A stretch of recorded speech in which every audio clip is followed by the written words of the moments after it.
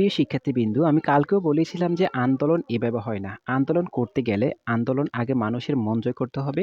আর আপনার কি টপিক নিয়ে আন্দোলন করবেন, আপনার চাওয়া পাওয়া কি সেগুলো আগে বাস্তবায়ন করতে হবে, সেগুলো আগে লিখিত জানাতে হবে।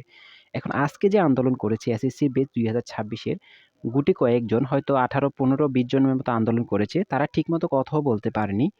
দেখেন ভাই, আপনাদের আন্দোলন যদি করতেই হয় তাহলে আপনারা মানুষের সাপোর্ট নিতে হবে। আর আপনাদের চাওয়া পাওয়াগুলো মানুষকে জানাতে হবে।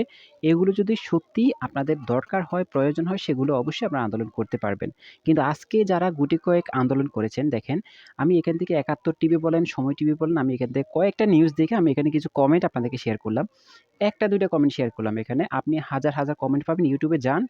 YouTube এ গেলে আপনারা ভিডিওগুলো দেখেন। দেখেন এখানে যদি ১০০ জন কমেন্ট করে, ৯৫ জন তাদের আন্দোলনের বিপক্ষে কমেন্ট করেছে। কারণ তারা কথা বলার ধরনের ঠিক নাই। তারা কি বলবে, কি চাইতেছে তা নিজেরাও বলতে পারতেছে না।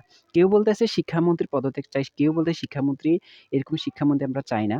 কেউ বলতেছে এমসিকিউর জন্য ১০ মিনিট সময় দেওয়া হয়। মানে কথার কোনো মিল নাই। এই যে চাওয়া পাওয়াগুলা যদি আপনারা মানুষকে বুঝাতেই না পারেন, তাহলে আপনারা চাওয়া পাওয়াগুলো কিভাবে বাস্তবায়ন করবেন?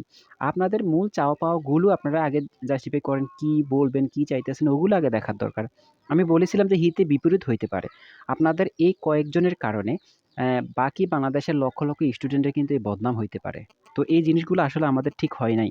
আমি মনে করি আমার জায়গা থেকে আন্দোলন করা যায়। আপনি বাসায় বসে Facebook এ আন্দোলন করেন। বর্তমান Facebook, সোশ্যাল মিডিয়া কিন্তু প্রত্যেকের নজরে পড়ে। এমনকি শিক্ষামন্ত্রী বলেন, উচ্চপদস্থ যারা আছে সবার নজরে পড়ে। তাহলে আপনারা এগুলো বাদ দিয়ে সশরীরে গেছেন। আন্দোলন করতে গেছেন। আন্দোলনের মধ্যে যাইয়া আপনারা অন্যরকম কথা বলতেছেন, যেগুলা বাস্তবিক নয় এগুলো কথা বলতেছেন। সিসি ক্যামেরা লাগাইছে তো কি হইছে আপনাদেরকে?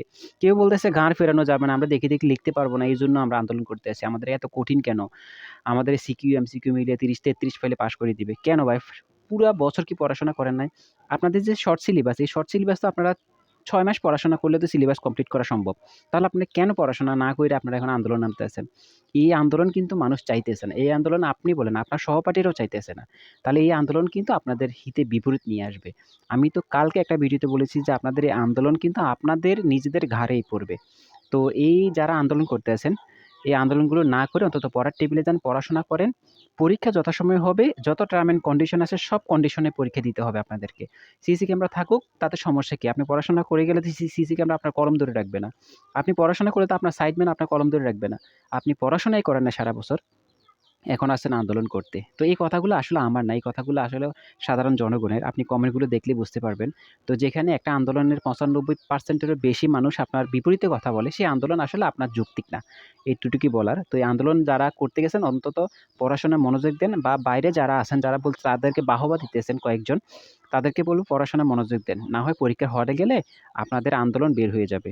আশা করি বুঝতে পেরেছেন।